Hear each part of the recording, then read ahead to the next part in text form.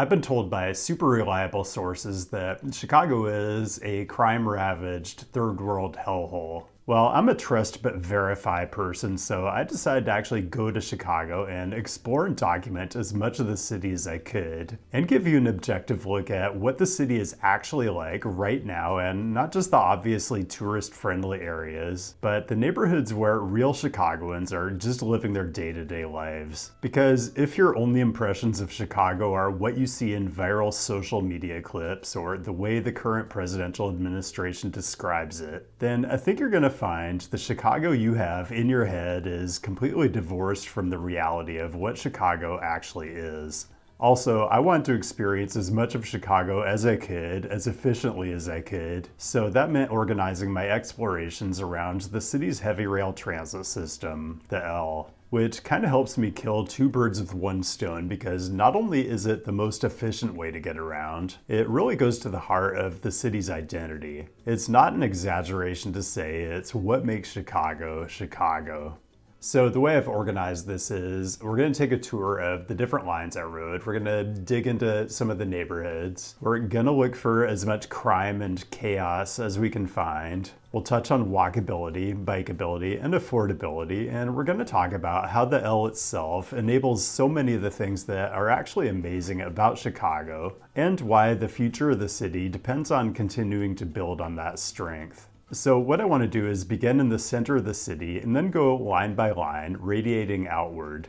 The part of Chicago that you would probably call downtown in just about any other city here is called the Loop. And the fact that the thing it's named after is the elevated tracks that make a circuit around the city core, I think is really an indication of how tightly interwoven the L is with the very identity of the city. I'm going to be honest, I didn't spend that much time down here on this visit, but the Loop and the immediately adjacent neighborhoods alone probably justify their own dedicated video at some point.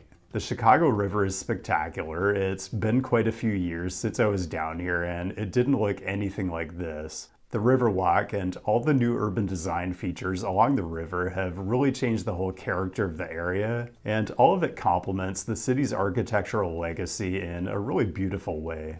I talked about this in the 4 major US cities video a couple weeks ago, but the density and variety and vintage of high-rise buildings in central Chicago is really astounding. Like, I am a fan of these corncob towers on the north bank of the river. Well, until you get down to the 15th floor or so and you realize it's 15 floors of vehicle storage, which is a little dystopian, but it's also kind of encouraging that this is an obvious relic of the past, of how far Chicago had fallen at the absolute nadir of the automobile era, and a reminder of how much progress has happened in recent decades to move the city in a more positive direction. And you can see signs of that all over the Loop in terms of dedicated transit lanes, protected bike infrastructure, and the way that even 125 years after it was constructed, the physical Loop itself still has near infinite utility and still dominates the public realm. I'm not going to try to do an explainer on the operations of the Loop. I'm sure there are plenty of videos out there that do that. But the way so many of the L lines enter the core of the city and interlace on this structure is something you can really nerd out on for hours. There's all kinds of other stuff going on in and around the Loop. There's actually a lot of new residential density in the Lakeshore East area between the Loop and Lake Michigan. In fact, the population in towards the center of the city has really mushroomed in the last decade or so, and we'll come back to that. Is there chaos and disorder in the Loop or on the downtown lakefront?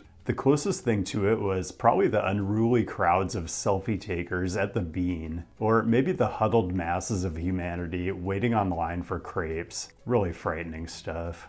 Okay, let's start our tour of the L lines, and I'm going to start with one that I think is very typical of the system, and that's the Brown line. This one is classic. It's basically elevated all the way to Albany Park in the far north side, and it hits a ton of interesting neighborhoods on the way out there. And the Brown line is really emblematic of what makes the L so uniquely great among US mass transit systems. It's visually identifiable in a way that subway systems aren't. If you're walking or biking or driving just about anywhere in the city, you are going to see trains. Maybe one of the downsides is you will also hear trains, but there's no doubt that the visibility in the urban environment, including all the foot traffic around the stations, is part of why it's such a strong aspect of the city's identity and why, where it exists, it's so well used.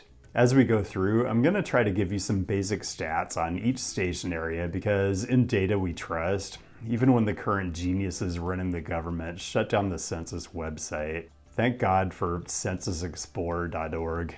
So this is Armitage with one of the highest L mode shares of any station area I looked at. This type of setup with lots of commercial on the intersecting street is pretty typical on the L system as a whole. West Armitage Avenue, right around the station area, incredibly vibrant on what's just a normal weekday afternoon, and just very cool legacy urban fabric for blocks in either direction. And on Halsted Street as well, which runs parallel to the L just a few blocks east. Also, I tried to explore housing types on the nearby residential streets at a lot of stations. Really interesting variety of townhouse styles here. I'll show you Zillow Home Value Index for the zip code, but your mileage may vary for some of the housing examples you're seeing.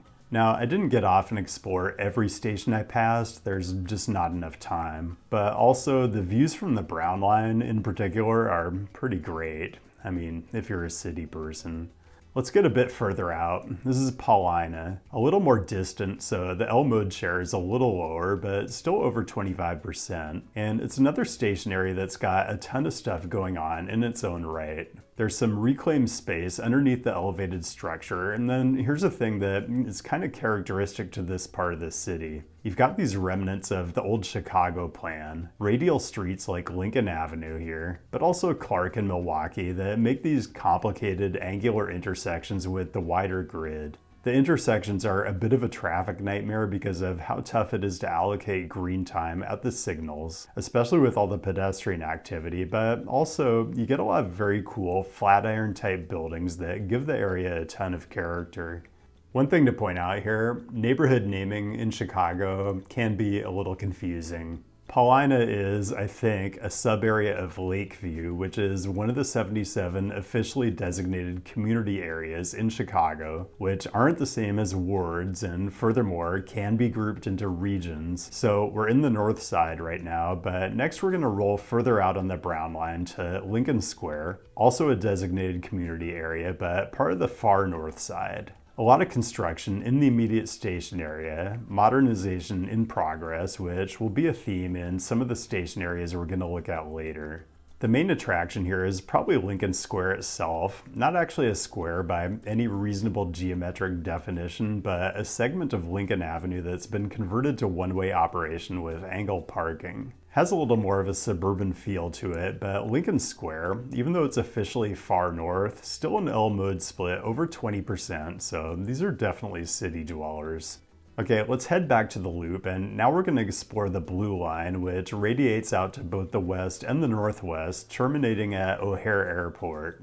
The Blue Line is not part of the tangle of L lines that uses the elevated structure downtown. It runs below grade, intersecting with the loop at a couple of points. This is Washington, which doesn't connect directly to the loop, but does have this underground pedway connection to the Red Line, which we'll explore later. And then Clark Lake, which does have a direct behind the Fairgates connection to all the different lines that run on the loop. So I mostly explored the Blue Line heading northwest. The first three stations heading out of the loop area after Clark Lake are also below grade. This is the last one, Division, and I think technically this underground section is called the Milwaukee Dearborn Subway, and it dates from 1951 when it replaced an elevated section that was much more geometrically challenged. So Division was actually home base for me on this trip. On the community areas map, it's in West Town, which is considered part of Chicago's West Side. Locals might say this is actually in the Wicker Park area. I'm not sure, but we'll get into Wicker Park as we head north, and we'll talk more about Milwaukee Avenue, the diagonal corridor that the Blue Line runs parallel to. The station area is interesting though. The residential streets feature lots of architectural styles from all different eras. West Division Street has super wide sidewalks, a ton of commercial, and lots of cafe seating. Lots of walking and biking, and the transit mode share is pretty strong. Oh, and I have to mention, the Blue Line runs 24/7, every 2 to 10 minutes most of the day. There are really only a tiny handful of neighborhoods in the US that can say the same. Northwest of Division Station, the Blue Line emerges and enters a legacy elevated segment, and you can't get away from the sight and sound of it as you walk through the area, which for me is a huge plus, but I'd be interested in an honest appraisal of the pros and cons from any of you locals down in the comments. Damon Station feels like it's the heart of Wicker Park, and the area right around the station is just bonkers busy any day of the week, anytime I went there. When I hear people say they don't like cities, they're too crowded, they're too noisy, they don't like the grittiness, I guess this is what they're talking about. I mean, it's definitely hellish having to wait half an hour for small batch ice cream, but calling it a hell hole seems a bit much. So let's talk about Milwaukee Avenue. I mentioned Chicago has several of these diagonal streets that break the grid, for better or worse. Usually when you see these in any city, they follow original market paths carved out by the people who were here long before white people even showed up on the scene, let alone Wicker Park hipsters. Milwaukee Avenue is also, say it with me, a legacy streetcar corridor served by the Chicago surface lines until they were ripped out in the early 1950s. So you've got all the usual streetcar era urban form that dates back to the 19th century, but also the city has done a ton of work more recently to transform Milwaukee into what I think is the city's premier bike superhighway. It's actually really interesting to go into the Street View time slider and see all the changes in recent years. And I mentioned this before, but you do get weird intersections that are stingy on green time and sometimes a bit tough to parse. So there are mid-block crossings on Milwaukee, and apparently it is Illinois state law that drivers have to yield to pedestrians in the crosswalk, but good luck with that. It's always interesting to me how much the culture around yielding behavior for drivers and assertiveness by pedestrians varies from city to city. Personally, I'm kind of used to just stepping off the sidewalk and making cars stop, but in Chicago, that kind of behavior probably lands you in the ER pretty quick. So it took me a while to get used to how timid pedestrians are here, but after a few days, I kind of got it. In fact, at one point, I was crossing an intersection with the walk signal, and a driver waiting to take a left turn honked and yelled at me to pick up the pace because they didn't have all day. So I decided if New York is the city of, hey, I'm walking here, Chicago is the city of, hey, I'm driving here. Just a different culture. So my takeaway is Chicago pedestrians are Midwest nice and Chicago drivers are Midwest jerks. Western Station, and I think we're getting up into the Bucktown neighborhood, also not one of the 77 official community areas, and Western, also pretty typical of the older legacy segments of the elevated. Later we're going to look at some stations the CTA is upgrading, but these aren't it. I do love the wooden platforms though. I love the blue tactile that's all over the L system. Really, who couldn't love the goofy Art Deco station entrance? Let's skip to Logan Square where the Blue Line dives back underground. No crime observed, just another great neighborhood centered on Milwaukee Avenue.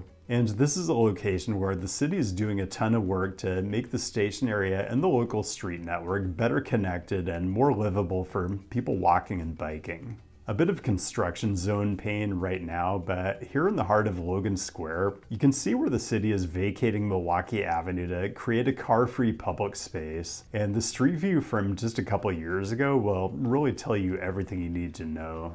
By the way, I did take the Blue Line west from the loop, and I regret to inform you that not all of the Chicago L stations are charming 19th century elevated structures. Maybe in 100 more years, we'll all be romanticizing L stations that are in the freeway medians, but today is not that day.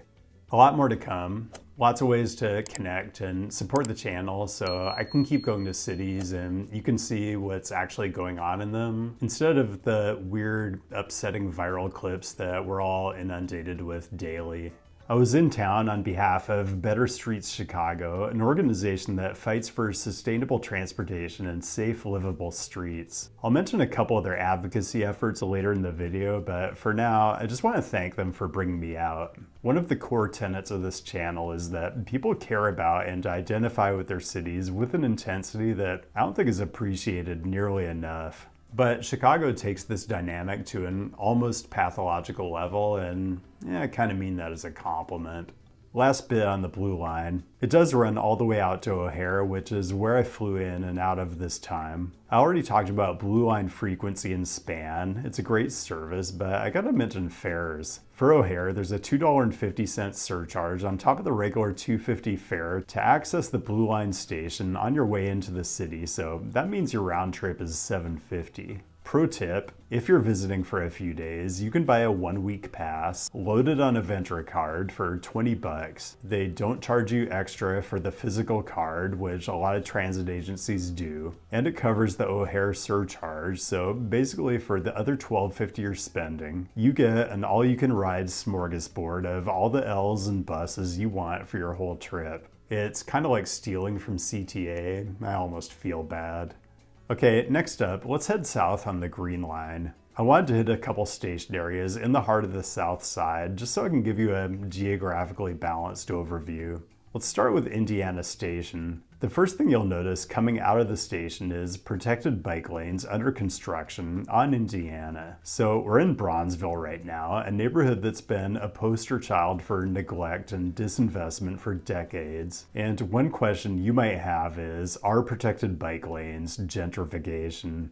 I'm not even kidding. This argument gets made on just about every bike project I've ever been involved in. I guess the argument is we should make sure to only build livable streets infrastructure in places where affluent white people live. I don't know. I'm not saying it isn't a complicated dynamic, but in my experience, there's never much good faith behind these kinds of arguments. Anyway, Bronzeville, clearly in some transition. Certain places remind me of parts of Detroit with vacant or severely underutilized lots right next to brand new housing. But also, while you're down here, check out Dr. Martin Luther King Jr. Drive. A bit of a strode now, but also lined with an unbelievable collection of just over-the-top mansions. Circling back to the Green Line at 43rd Street, even more dense new housing construction right at the station. Now, everything I've shown you here is within a quarter-mile catchment area of the Green Line, and I've tried to give you a pretty straightforward overview of what the look and feel of the neighborhood is. It's a mix of where the city has been and where it feels like Chicago might be headed.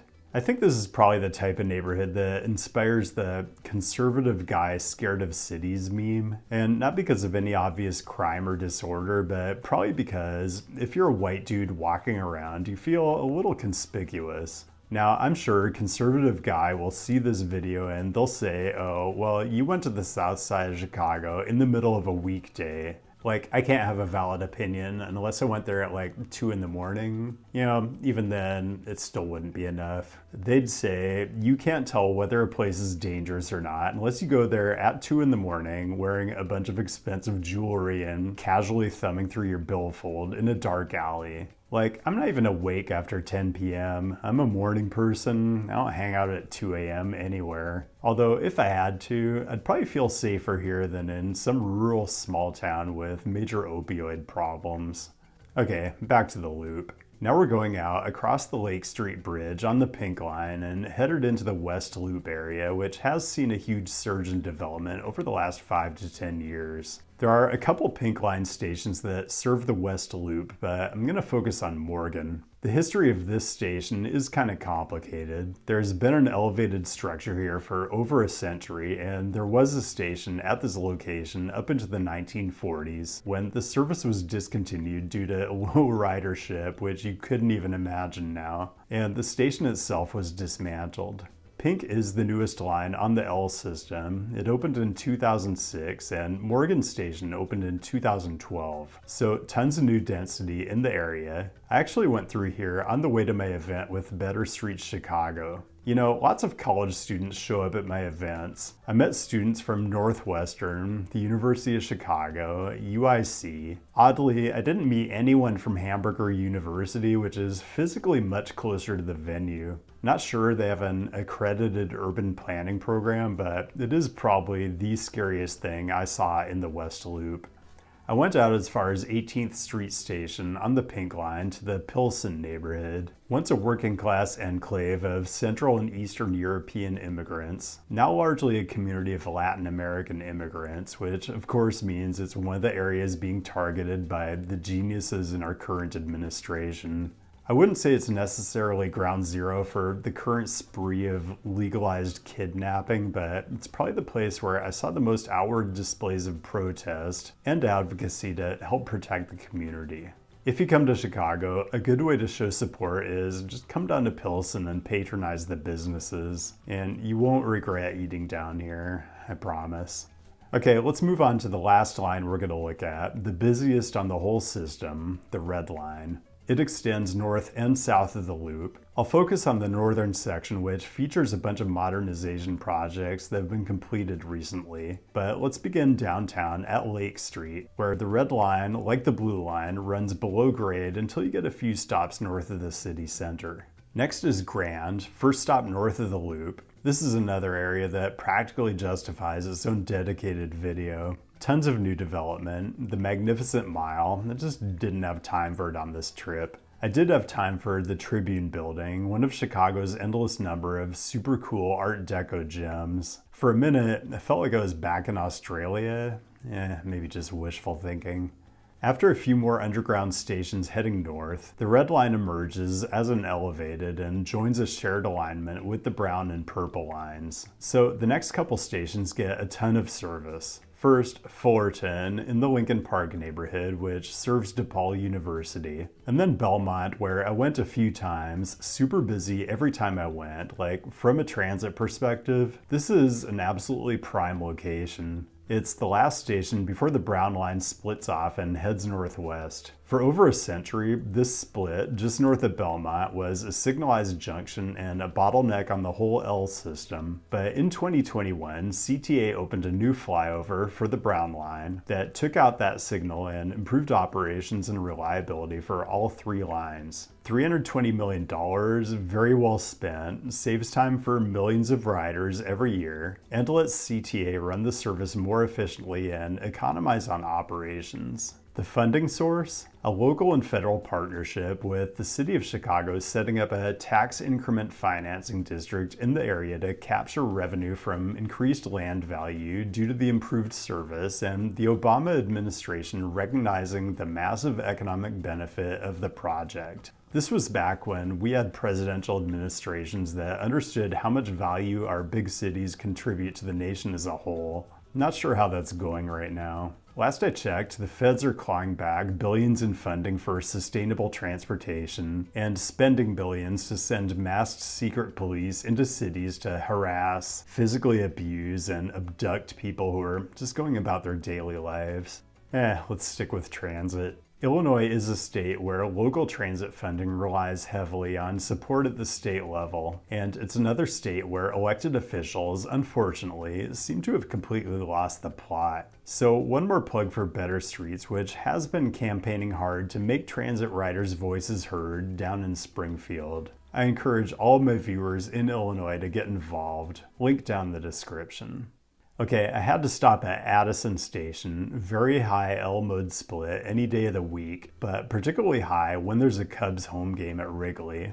And yes, I did go pay my respects to the friendly confines. Beautiful evening in Wrigleyville. They shut down travel lanes on Clark Street to accommodate all the pedestrian activity. There was Oktoberfest stuff going on just outside the ballpark. Spirits were high inside. Friendly wagering on water taxi races. John Mulaney singing the 7th inning stretch. I could do a whole video specifically on the urbanism of Addison Station and Wrigley Field, but it's gonna have to wait for a future trip. Further north, Wilson Station, and for these next few, you're going to see a newer style of elevated platform instead of the wooden decks that still exist on a lot of the system. We're in Uptown now, up in Chicago's far north side. And it's this next segment of the Red Line, which runs through the Uptown and Edgewater community areas, that's maybe the most fascinating. Some of the most diverse areas of the city, ethnically and economically. Also, these next 4 stations going north, starting with Lawrence, just reopened in July of this year as part of the Red Line modernization project after having been closed and demolished in 2021. The data I'm showing covers 2019 to 2023, so it's amazing that the L mode share is even as high as it is at these 4. And it's not just the station platforms. The interface down at street level has a cleaner, more modern feel with thematically appropriate design elements at each station. Argyle in particular has a high concentration of immigrant population from all over Asia, and definitely do not sleep on the Vietnamese food. Berwyn Station, lovely. Some new density going in right around the station. The streets around Berwyn Station, I don't know. I keep looking for the disorder and chaos conservatives are always talking about. You let me know if you see it in any of this footage. And finally, Bryn Mawr. Crazy to me that the L mode share is over 25% when the ridership was 0 for over half the time span of the data set. But again, socioeconomically diverse population, really varied collection of housing types, people who depend on transit, and people who could quote unquote afford to drive, but why would they? Welcome to Edgewater, where you can live your transit-oriented dreams, save a ton of money on transportation, and the housing prices aren't too bad either.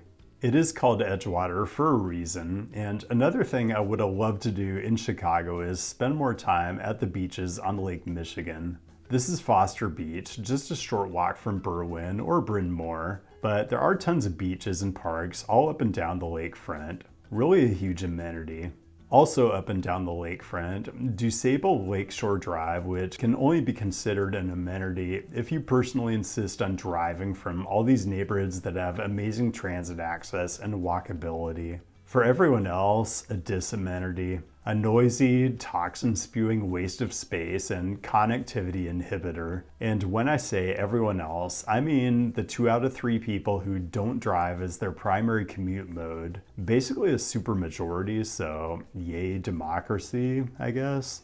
I actually went even further north on the Red Line to a couple of unmodernized stations, still incredibly high L mode shares. But I'll just share Moore Station out in Rogers Park, the last neighborhood to the north before you're outside the city. Close to 40% mode share on the L. We're 10 miles north of the loop at this point, and we're still hitting great urban neighborhoods with tons of diversity, great walking environments right next to the station, and there's even Metra access in the heart of the neighborhood. And I didn't even get to Metra or the big downtown train stations at all in this video. Just tells me I need to get back here ASAP.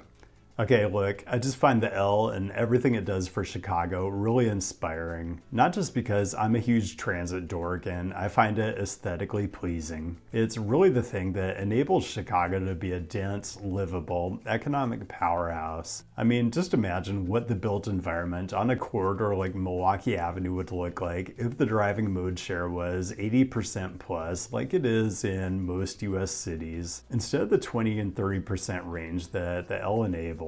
And it's not even just the L itself, it's the second order effects like getting people to think differently about whether to own a car at all.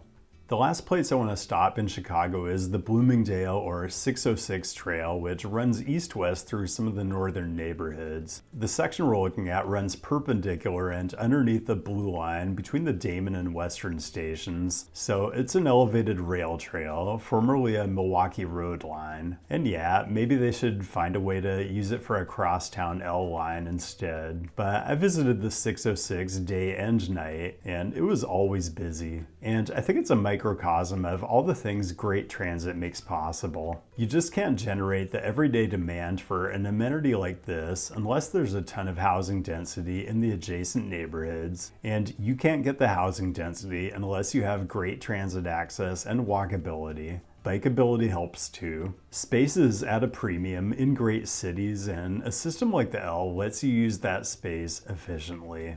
You know, something I often think about is what is the quote unquote conservative argument for not just investing in transit, but what is the conservative argument for cities, for urbanism itself? And I think the answer lies in the original definition of the word conservative, and not all the additional cultural and racial and religious stuff we've freighted the word with in recent years. Great transit access and walkability literally conserve on transportation supply. You can see it in this figure from a travel trends report from CMAP, the Chicago Metropolitan Planning Organization. People who live in urban neighborhoods with great transit access and lots of destinations in walking distance consume way less transportation supply than people who live further out from the city. Another way of saying this is the fact that city dwellers help conserve so much roadway capacity allows suburbanites and exurbanites to be as profligate as they want to be when it comes to vehicle miles traveled. And the other point I'd make is investing in transit and walkability helps conserve or preserve the things that make Chicago Chicago and unlike any other American city. And you might say, Illinois residents who don't live in the city don't care about this, but you better believe people from all over the state rep hard for the Bears, the Cubs, the Bulls, and all the other Chicago teams that wear the city's name on their jersey. On a deep level, Chicago is an important part of the identity of people from all over the Great Lakes area, and even beyond. They're proud of the city, and it's not hard to see why. Chicago just does so many things so well. Just do me a favor and don't call this pizza.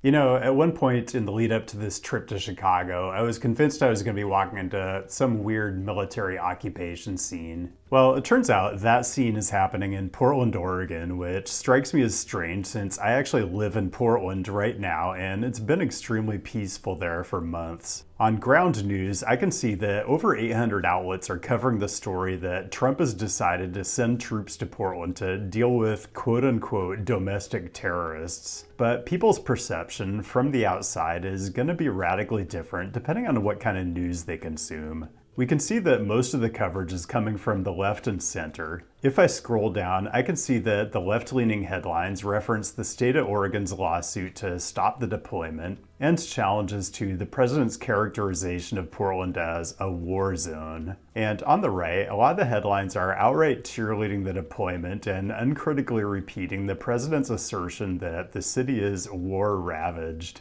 Being able to quickly compare and contrast coverage from different news outlets is why Ground News has become my preferred news platform. I've partnered with them for this video because their app and website help me see the full picture, not just one version of it, by pulling news from thousands of sources worldwide. I can compare coverage and get insight into political bias, reliability, and most importantly, see who owns the sources reporting the news I'm reading. And it's not just me saying this. Ground News has even been recognized by the Nobel Peace Center for its impact on media literacy. Another feature I love, the blind spot feed, which highlights stories that are disproportionately covered by one side of the political spectrum. Like this one. YouTube to pay $24.5 million to end Trump lawsuit over Jan 6 ban, which is getting curiously little coverage on the right. Apparently, nearly all the proceeds from the settlement are going towards construction of the new White House ballroom. Seems legit. If you're only getting your news from one or two places, you might miss stories like this.